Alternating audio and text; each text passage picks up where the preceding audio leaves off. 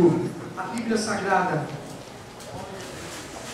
Na carta que Paulo escreveu à igreja de Coríntios.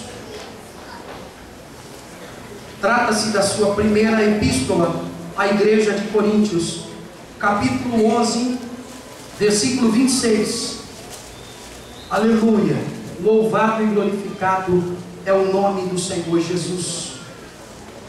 1 Coríntios 11 e 26. Deus já tem falado desde a primeira oração, os hinos sacros da harpa cristã, os departamentos que aqui se apresentaram, as irmãs do ciclo de oração, o Ministério Irmãos que abençoam, jovens, a cantora Lívia Gavazzi, o Ministério de Louvor agora por último, e em todas as mensagens cantadas, eu percebi aqui sinais de que Deus estava confirmando essa palavra que queima no meu coração. Diz assim, 26 do 11: porque todas as vezes que comerdes este pão e beberdes este cálice, anunciais a morte do Senhor até que venha. A ceia do Senhor é uma ordenança bíblica que o próprio Jesus de viva voz instituiu e depois reiterou através do apóstolo Paulo e os demais apóstolos.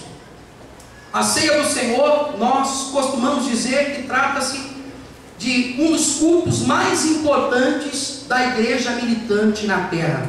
É tão importante que Jesus, até hoje, ele aguarda ansiosamente para provar novamente do suco da vide, quando todos os seus escolhidos estarão reunidos com vestes talares, brancas, alvas, na glória, participando da boda do Cordeiro, das bodas do Cordeiro.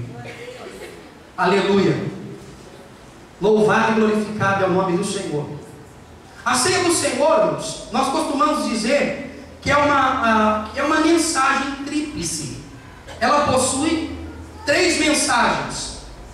Nós costumamos dizer que ela tem uma mensagem preterial, uma mensagem vigente e uma mensagem futurista. Preterial porque ela nos remete ao passado, porque a palavra no contexto diz: fazer isto em memória de mim. Vigente porque no versículo em apreço diz, ou melhor, os versículos abaixo dizem: examine-se, pois, o homem a si mesmo, e assim coma deste pão e beba deste cálice. É um culto, é um momento onde as pessoas refletem, onde as pessoas ficam introspectivas, onde as pessoas examinam se elas estão dignas, se elas estão aptas ou não para ceiar a ceia do Senhor. É algo de muito responsabilidade. E também costumamos dizer que ela é futurista porque ela nos remete ao futuro. Anunciais a morte do Senhor até que venha.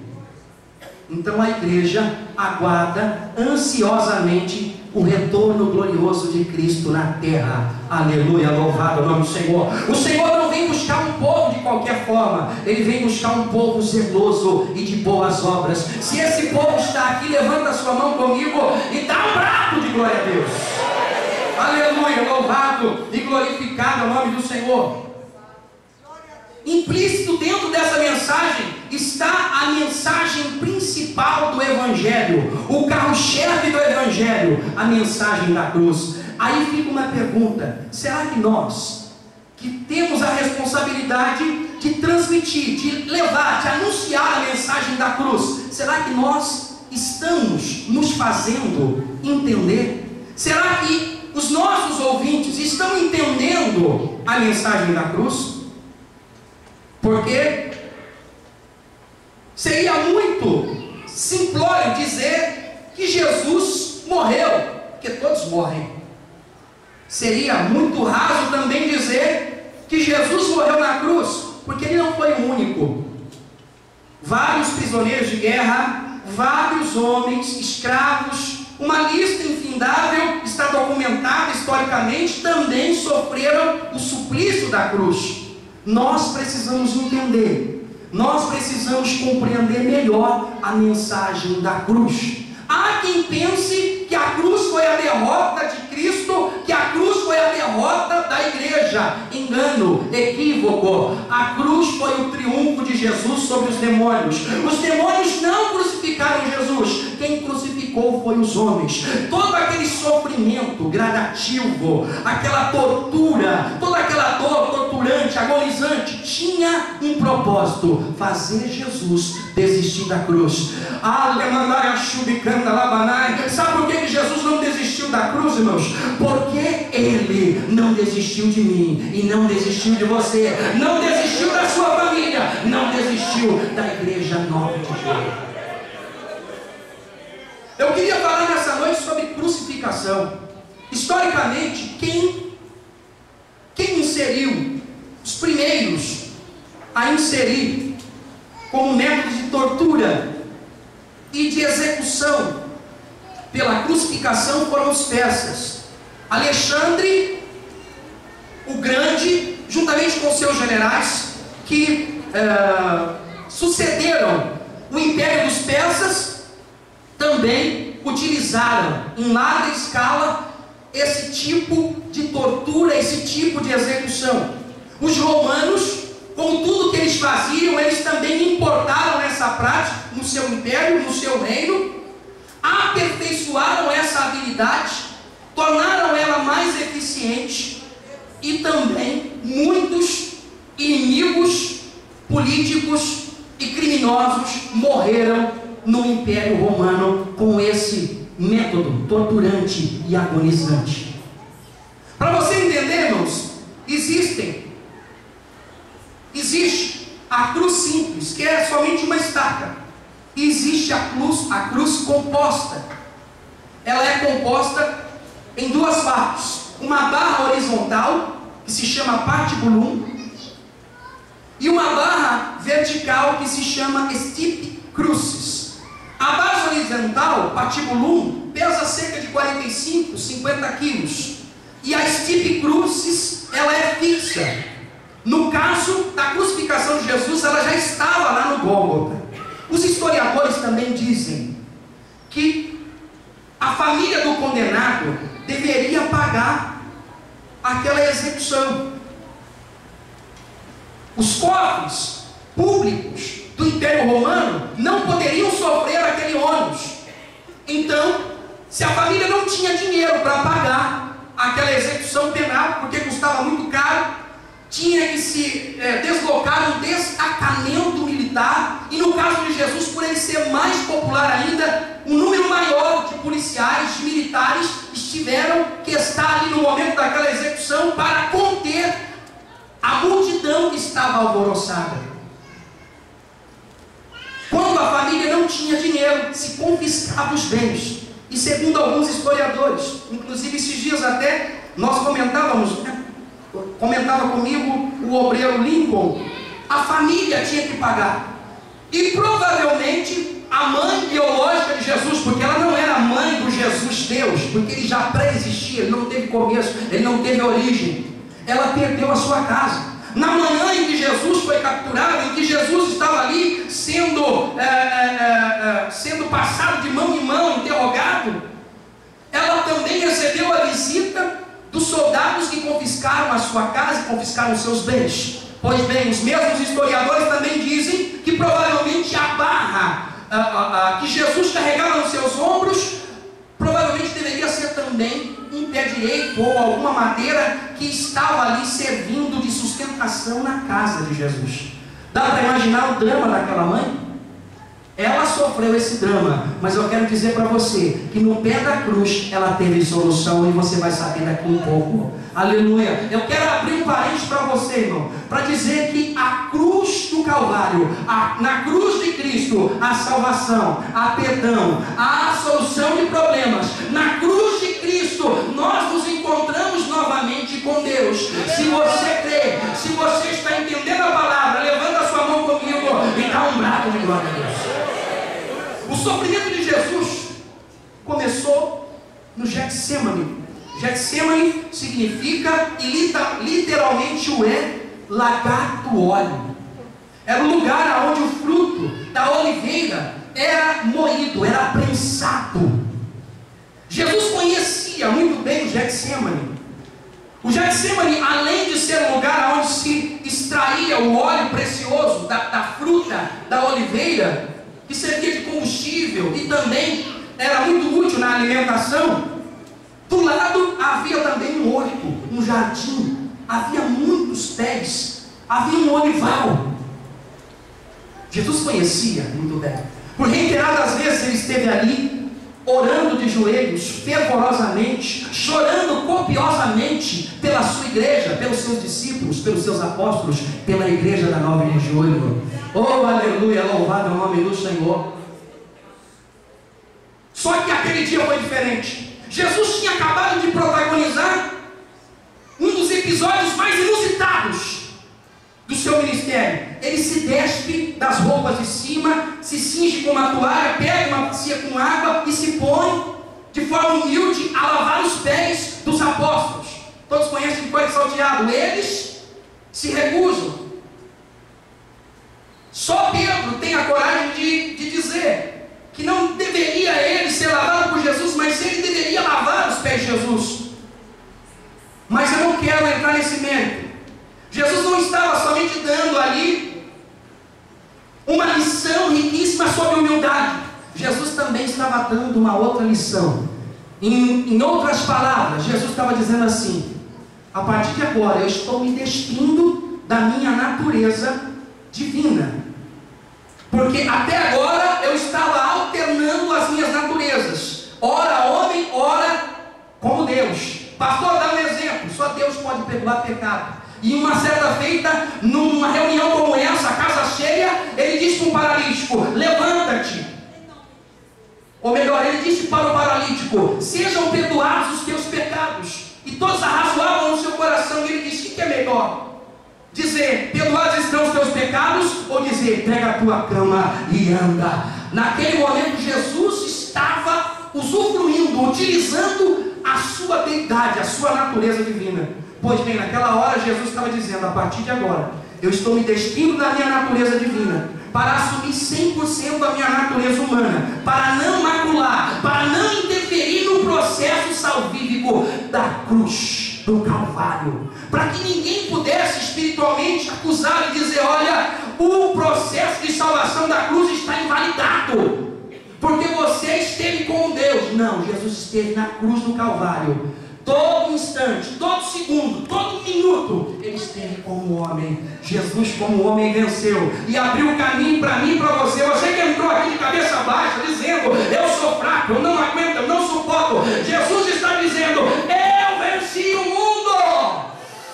Oh, aleluia, louvado é o nome do Senhor Jesus. Jesus literalmente no Getsemane, após ele sair ali da última ceia, ele se dirige para o Getsemane, e literalmente ali ele é moído pelas nossas transgressões. Jesus, a oliveira verdadeira, é moída naquele instante, ali naquele horto, ali naquele lagar de óleo.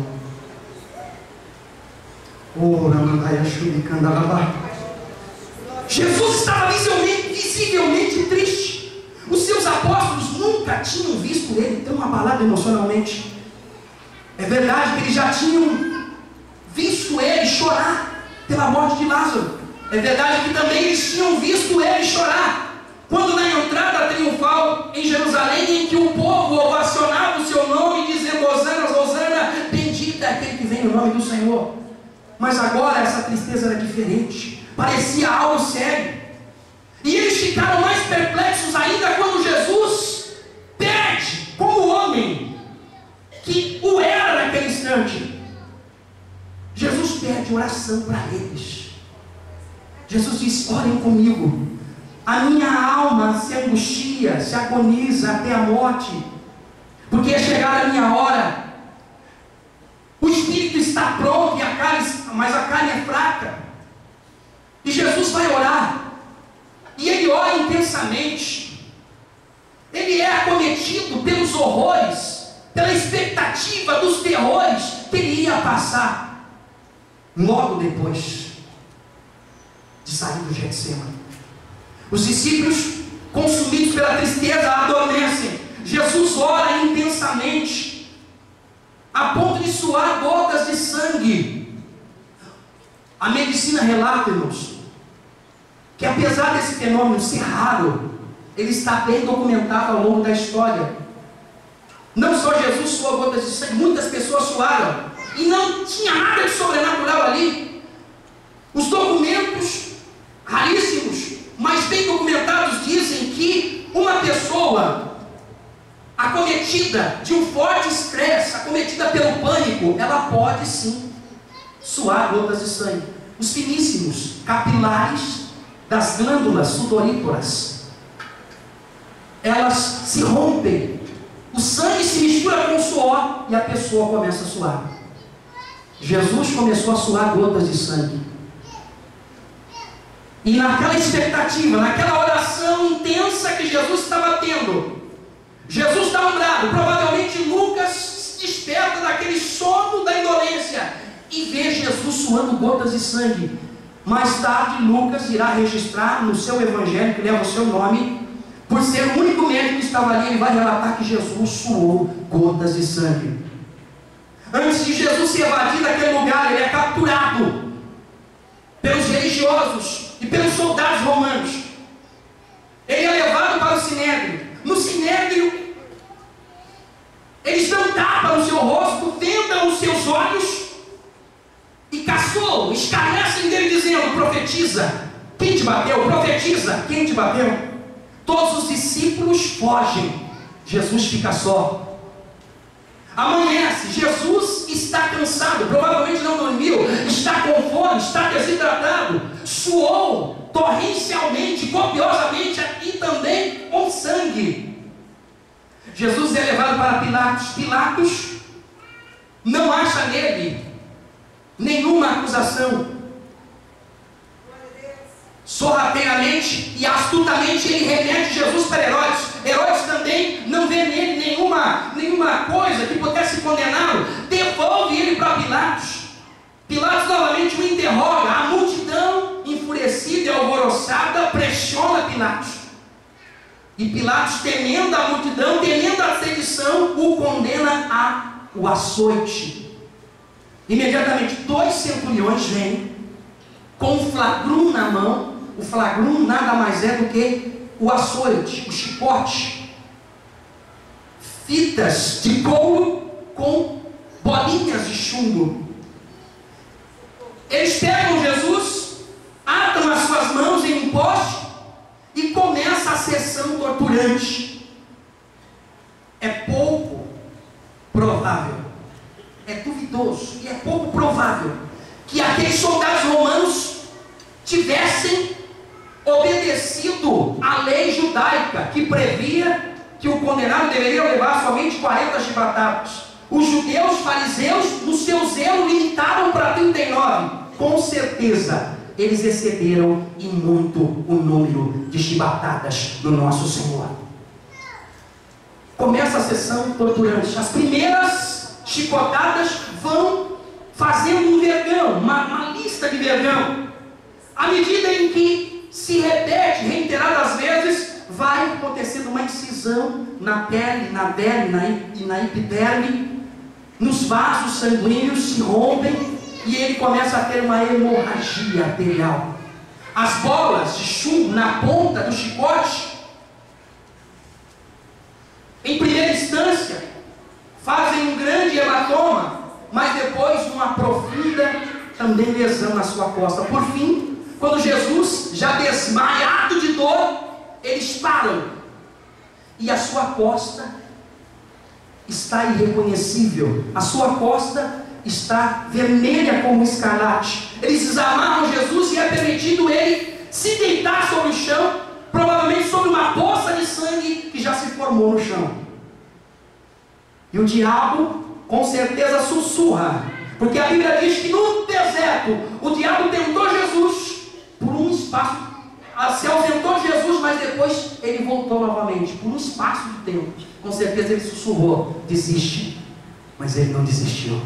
Ele havia feito a mesma proposta lá no Getsemane, quando ele suava gotas de sangue. Mas Jesus estava vendo além daquela relva. Jesus estava vendo além daqueles olivais que eram chacoalhados pelo vento gélido.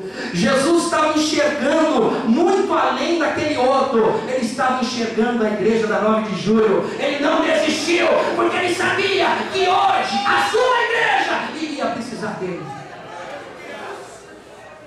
Para! Não vou parar, não vou desistir. A igreja 9 de julho precisa de mim, o irmão João precisa de mim, o pastor Luiz precisa de mim. Por isso eu não vou desistir, diabo. Oh, aleluia. Será que ouviu glória a Deus? Aleluia. Jesus não desistiu de você. Aleluia, louvado o nome do Senhor.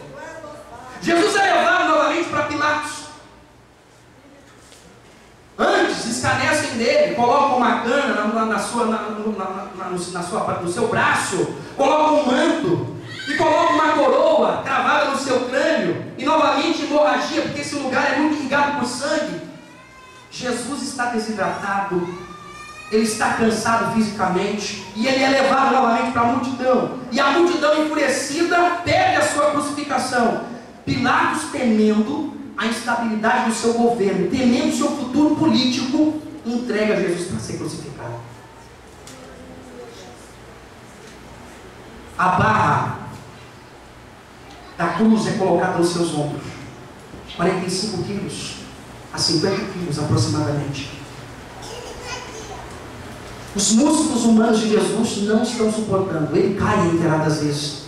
O carcereiro, na ânsia de terminar logo aquela execução, chama um dos populares, Simão Sirineu, para que ele carregue a cruz, para que se complete aqueles aproximadamente 800 metros até chegar no Gólgota, lugar da caveira, aonde a tradição dizia que nesse lugar havia sido achado uma ossada, uma caveira, e se espalhou de forma tradicional que poderia ser Adão. Isso não é bíblico e muito menos histórico, viu, irmãos? Isso é a tradição que diz. Mas se for verdade, é muito curioso saber que naquele lugar aonde foi achada uma caveira, que tradicionalmente alguns diziam ser Adão, ali foi enterrado Adão, mas ali foi levantado o segundo Adão que nos trouxe a vida, o segundo Adão que nos transportou do reino das trevas para o reino da luz. Será que ouviu glória a Deus? Aleluia, louvado o nome do Senhor. Eu não tenho tempo hábil, irmãos, para descrever os sofrimentos. Também aqui não sou a pessoa mais indicada para tecer um comentário, um relato médico, científico sobre o sofrimento de Jesus. Mas Deus está dizendo alto e bom som para a sua igreja, para que nós entendamos o que Jesus fez por mim e por você na cruz do Calvário. Não foi pouca coisa, não. Jesus não foi na cruz, irmãos, somente para ser personagem bíblico de filmes no final do ano para nos emocionar, não. Jesus foi na cruz porque ele tinha que riscar certo aqui no céu contrária. Jesus foi na cruz do Calvário e suportou toda aquela torturante dor agonizante, porque ele tinha um plano e esse plano não poderia ser falhado. Aleluia, louvado o nome do Senhor. Jesus é pregado na cruz. Entre o osso radial e o una é pregado um cravo quadrado que raspa o seu nervo mediano. Os seus braços são fixados, bem esticados. Os seus pés, o esquerdo atrás do direito, os seus joelhos ficam moderadamente inclinados. Ele é finalmente levantado na cruz, de modo que quando ele tenta jogar o seu corpo para cima para tirar a dor que está concentrada nos cravos dos pés, os seus braços ficam esticados como a corda de um violino na cravela. É a cravela que chama? Fica esticado. A dor é intermitente, agonizante. Passa pelos dedos, pelos músculos dos braços e finalmente explodem no cérebro. Nessa hora, irmãos, Jesus tem dificuldade de respirar. Câimbras por todos os seus músculos começam a se espalhar. Ele tem dificuldade, ele consegue aspirar o ar, mas ele não consegue expirar o ar, jogá-lo para fora.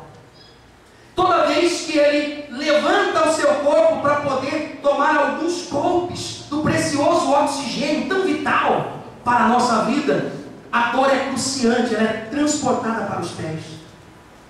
Finalmente, dióxido de carbono é acumulado nos seus músculos e no seu sangue. As câimbras diminuem um pouco. E é nesse momento que provavelmente Jesus consegue respirar. É nesse momento que provavelmente ele consegue falar as 7 frases célebres que ele disse na cruz e que foi registrada pelos evangelistas. A primeira frase, ele olha para os soldados. Lucas capítulo 23 e versículo Lucas capítulo 23 e versículo 34. Ele olha para os soldados que estão lançando sorte sobre as suas vestes e ele diz: Pai, perdoa-lhes, porque eles não sabem o que fazem. Jesus diz a sua segunda frase. Ele olha para o ladrão que está do lado e diz, o ladrão arrependido, e diz: hoje mesmo estarás comigo no paraíso. Sabe o que eu aprendo aqui, irmãos? Foram 7 frases curtas, mas foi o maior sermão que Jesus pregou. Esse sermão, esse esboço é a base principal da nossa mensagem. É o escopo da nossa mensagem. Oh, aleluia, louvado é o nome do Senhor. A mensagem principal do Evangelho não é a cura divina, não é a cura a granel. A mensagem principal do Evangelho não é a prosperidade. A mensagem principal do Evangelho não é o enriquecimento pessoal, não é a satisfação pessoal. A mensagem principal do Evangelho não é o triunfar de um em detrimento do outro, não. A mensagem principal do Evangelho é a salvação. Jesus oferece perdão para aqueles homens que estavam escarnecendo dele. Jesus oferece salvação para o pecador arrependido. Não importa o que você fez ou deixou de fazer, a palavra de Deus diz que quando alguém se arrepende, ele pega os pecados e larga no mar de esquecimento, e Jesus não se lembra nunca mais. Será que ouviu, glória a Deus?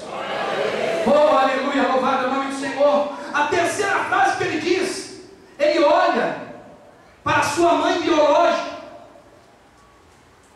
que estava ali sofrendo muito, que de forma sobrenatural concebeu Jesus, carregou ele no seu ventre e ouviu reiteradas profecias acerca do seu filho, que ele seria o libertador, viu a sua ascensão meteórica, viu os milagres, viu o seu poder. Agora vê ele sendo humilhado, ultrajado. Pensa no sofrimento dessa mãe. Somado a isso, irmãos, ela ainda estava preocupada com o seu futuro. O que vai ser de mim? Perdi a minha casa. Como não se bastasse já ser viúva, ser dependente, naquela época, vale lembrar, não tinha previdência social, não tinha pensão, não tinha INSS. Mas aí Jesus olha para a mãe e olha para João, o apóstolo mais jovem que ele tinha, e fala assim: mulher, eis aí o teu filho. Apóstolo, eis aí a tua mãe. Ou seja, aos pés da cruz tem solução de problemas. Se você entrou aqui com um problema grave, se você entrou aqui com a cabeça fervendo, meu Deus, como eu vou resolver esse problema? Se você entrou aqui com o teu coração pesado, você não sabe mais o que fazer, eu tenho uma boa notícia para te dizer: aos pés da cruz tem solução de problema para a tua vida. Aleluia! Dá uma glória a Deus aí. Oh, louvado é o nome do Senhor. A quarta frase de Jesus, ele diz, em língua hebraica, não era a língua fluente que Jesus falava, não. Jesus falava no aramaico, era a língua que eles haviam aprendido lá no exílio. Mas todo religioso que se prezava tinha que ser bilíngue, ele tinha que falar nem que fosse um pouquinho do hebraico. E Jesus, mestre, rabi que era, também falava.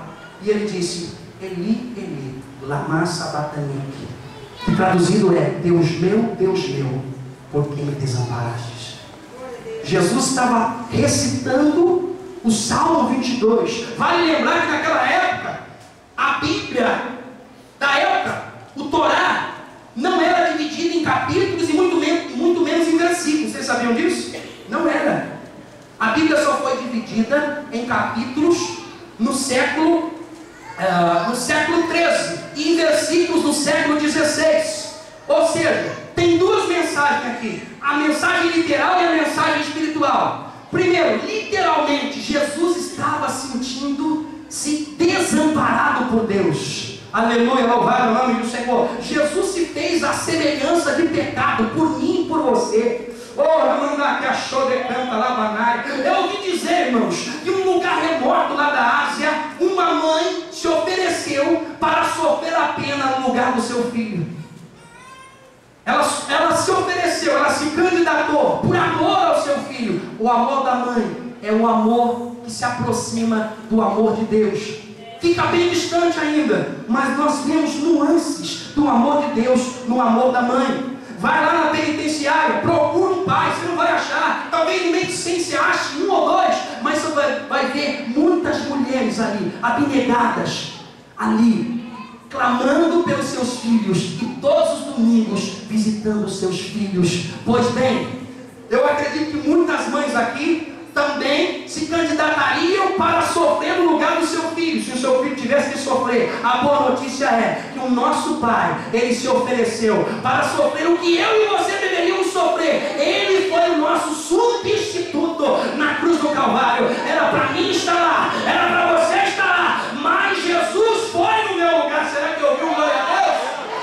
Aleluia! Porque o povo não chora mais quando ouve a mensagem da cruz.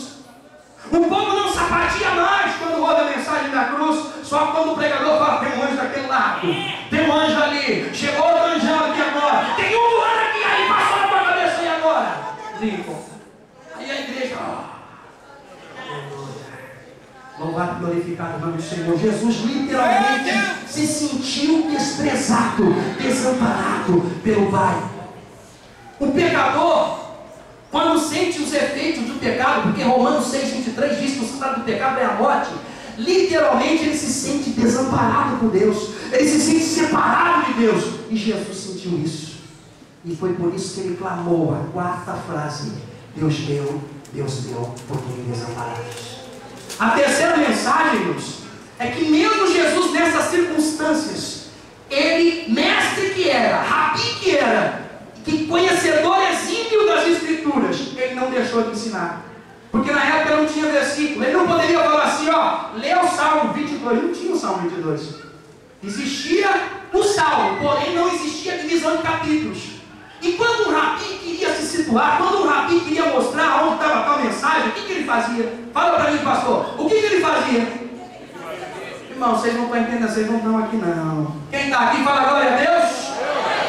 Fala para mim de novo, em alto e bom som. Pastor, o que ele fazia? Agora melhorou. Sabe o que ele fazia? Ele citava os primeiros versículos daquele salmo. Foi o que Jesus fez. Ele disse: Deus meu, por que me desamparaste? Ele estava dizendo: olha, o que está acontecendo aqui é cumprimento profético. O Davi, o salmista, o profeta já profetizou de antemão o que estaria acontecendo aqui hoje. O que vocês estão fazendo comigo hoje já foi profetizado, e é a tua vitória. Lê lá. A dor se agrava. A dor se agrava.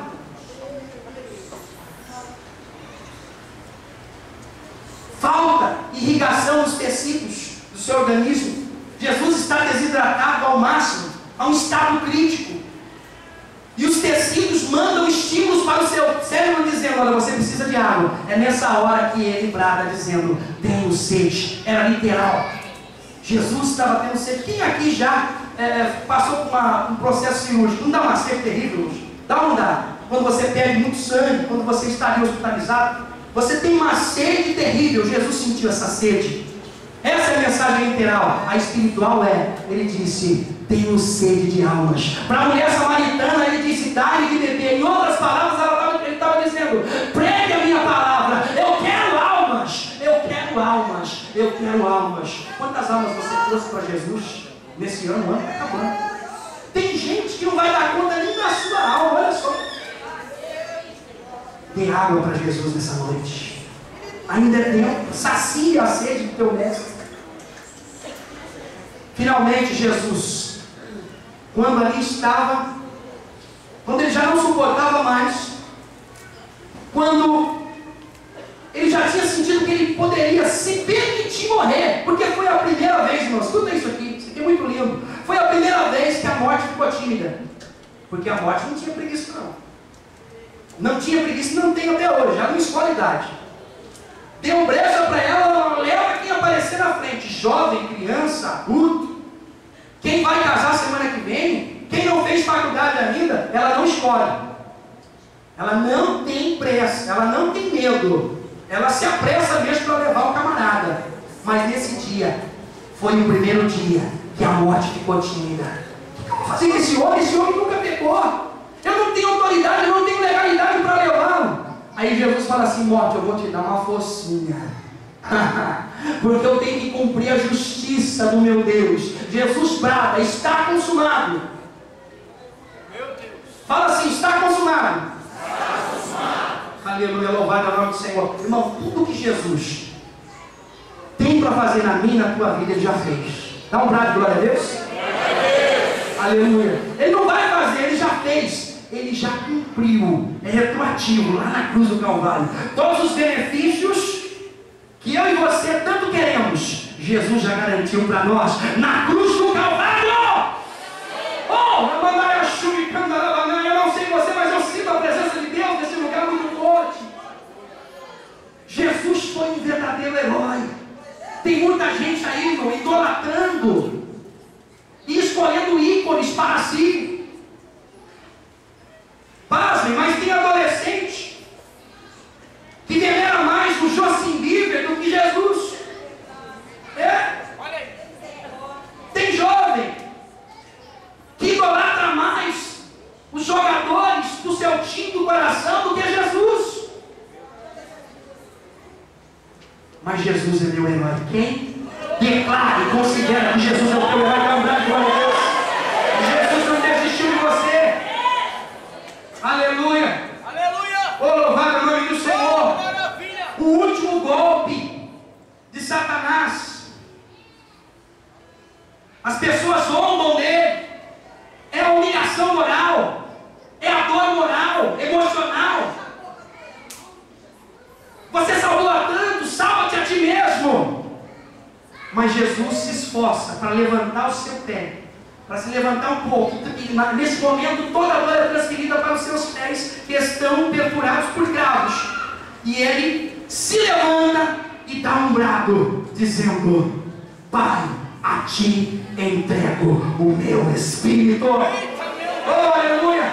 Nesse momento, irmãos, presta atenção, nesse momento, Jesus, a sua alma, o seu espírito se desprende do seu corpo disforme e humilhado, e ele é recepcionado por miríades de anjos. Aleluia. A Bíblia não diz isso, eu estou conjecturando. Ele é recepcionado por miríades de anjos, que retumbantes, jubilosos, ovacionam o seu nome. Uma festa nunca vista. Os demônios fogem envergonhados, pois ele foi derrotado na cruz do Calvário. A nossa célula contrária é rasgada. Um barulho ensurdecedor no mundo espiritual, sem precedentes, se faz refletir no nosso mundo. A Bíblia diz que a terra treme. A Bíblia diz que o véu se rasga do alto a baixo. A terra escurece. Deus troveja. Jesus triunfa sobre os demônios e sobre o pecado. Será que ouviu? Glória a Deus. Oh, aleluia. Louvado é o nome do Senhor. Jesus desce no ar, escoltado por anjos.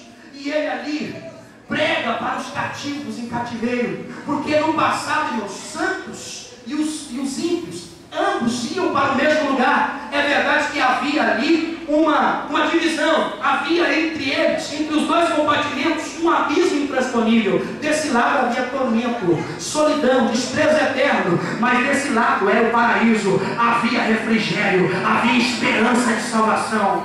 Paz, irmãos. Jesus chega para se apresentar aos santos do Antigo Testamento.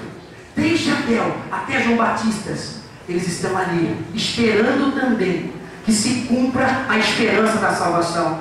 Se Jesus falhasse, se Jesus desistisse, vocês sabiam que Jesus podia desistir? Ele podia. Ele poderia ter abrido mão daquela missão e dito: não vou morrer por esse povo não me merece, e realmente nós não merecemos ele.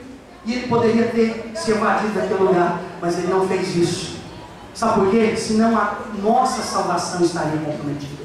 Senão a salvação da 9 de julho estaria comprometida. Não só dos seus contemporâneos, não só aquele homem que arrependido disse: Senhor, lembra-te de mim, estaria comprometida a sua salvação, como também a salvação é retroativa. Os santos do Antigo Testamento, se Jesus tivesse falhado, eles estariam perdidos. Por mais piedosos que eles eram, por mais santos que eles eram, eles estariam perdidos. Como se diz lá em Efésios capítulo 4, versículo 9: ora isto, ele subiu, senão que também antes tenha descido as partes mais baixas da terra. Jesus se apresenta para os santos do Antigo Testamento. Já estou encerrando. Eu fico imaginando, irmão, Jesus chegando para João Batista e se apresentando. Você sabe quem que eu sou, João? Eu te conheço. Você é o João, o grande pregador. De nascido de mulher não tem ninguém maior do que tu. Quem é você? Porque assim como os discípulos a caminho de Emaús não reconheceram Jesus ressurreto, penso eu que os santos do Antigo Testamento não o reconheceram. E Jesus vai e se apresenta. Você não sabe quem que eu sou? Eu sou o Elias que havia de vir. Perdoe-me, mestre. Quando eu te vi, tu eras um cordeiro, mas vieste agora como um leão da tribo de Judá. Oh, aleluia, louvado é o nome do Senhor. Nesse momento, todos os santos do Antigo Testamento passam a reconhecê-lo segundo a sua perspectiva. Ah, agora eu te conheço, diz Daniel, você é um ancião de dias. Aí diz o Abraão, agora eu te conheço, você é o sumo sacerdote da ordem de Melquisedeque. Oh, louvado é o nome do Senhor. Aí Eliseu diz: você é o cavaleiro da carruagem de fogo que levou Elias para o céu. Oh, louvado é o nome do Senhor. Os três jovens, Sadraque, Mesaque e Abednego, olham para ele e falam assim: agora eu te reconheço, você é o quarto homem da fornalha, não é? Você é o quarto homem, sim, o quarto homem da fornalha. Sim, Sadraque, Mesaque e Abednego, eu sou o quarto homem da fornalha, mas eu também sou o alfa e o ômega, o último e o primeiro e o último. Fica de pé na presença de Deus. Na cruz do Calvário tem salvação. Na cruz do Calvário tem perdão. Na cruz do Calvário tem solução de problemas. Na cruz do Calvário tem conhecimento bíblico. Se eu fosse você, eu começava já na glória a Deus. Oh, aleluia. Eu quero perguntar: há alguém que queira aceitar Jesus hoje como seu único e suficiente Salvador? Alguém? Alguém que quer aceitar Jesus ou quer se reconciliar com Deus? Vem aqui na frente rapidamente no nome do Senhor.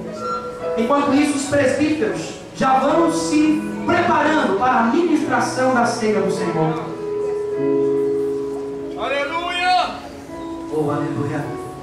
Jesus não desistiu de você. Oh, aleluia! Quando eu estava pensando, irmãos, quando eu estava refletindo sobre essa mensagem, várias vezes eu chorei. Oh, Ramandaia Shurikana Ramandaia. Várias vezes eu chorei quando eu estava meditando nessa palavra. E hoje eu reconheço a importância da mensagem da cruz. É verdade. Aleluia, louvado o nome do Senhor. Jesus quer que você se entregue totalmente no altar dele. Jesus quer que você, aos pés da cruz, venha entregar os seus problemas.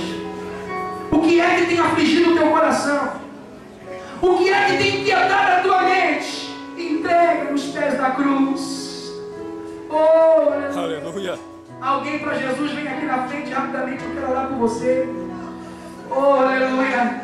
Alguém que quer aceitar Jesus como seu único e suficiente Salvador, vem aqui na frente. Há alguém para Jesus aqui hoje? Aleluia. Não há? Feche os seus olhos comigo. E agradeça a Deus pela cruz Aleluia. do Calvário. Hoje, você está sabendo que a cruz do Calvário não foi a nossa derrota, mas sim o nosso triunfo. Aleluia. Louvado é o nome do Senhor. Jesus clamou: eu tenho sede. Ele queria água, ele não queria vinagre. A Bíblia diz que os homens que estavam ali pegaram o caniço e colocaram uma esponja embebida com vinagre nos seus lábios. Tem muita gente que, ao invés de dar água para Jesus, está dando vinagre. Estão pregando vinagre no púlpito. Oh, Ramanai, Ashubicanda, Ramanai. Oh, aleluia, louvado e glorificado é o nome do Senhor. Oh, aleluia. Estão dando vinagre para Jesus. Não suportam a mensagem, não suportam a doutrina. Ah, eu não gostei dessa palavra. Eu queria ver alguém pulando, alguém gritando. Eu queria ver alguém também correndo, alguém profetizando, sapateando. Eu queria ver a igreja pulando também. Está no lugar errado. No púlpito não é lugar de fuleiro. No púlpito não é lugar de popstar. No púlpito não é lugar de estrela do Evangelho. Eu tenho uma missão e eu não vou me omitir dela. Eu vou pregar o Evangelho cristocêntrico. Eu vou pregar a mensagem carro-chefe do Evangelho. Eu vou pregar a mensagem principal do Evangelho. Não vou ceder às pressões, a demanda das pessoas que querem uma mensagem que massageie o seu ego. É verdade. Não, porque a responsabilidade sobre os meus ombros pesa e pesa muito. Jesus vai voltar para buscar um povo zeloso de boas obras. Aleluia. Não tem mais tempo, irmão. Jesus vem buscar a sua igreja. Aleluia. Se quebrante agora aos pés da cruz. Abra seu coração.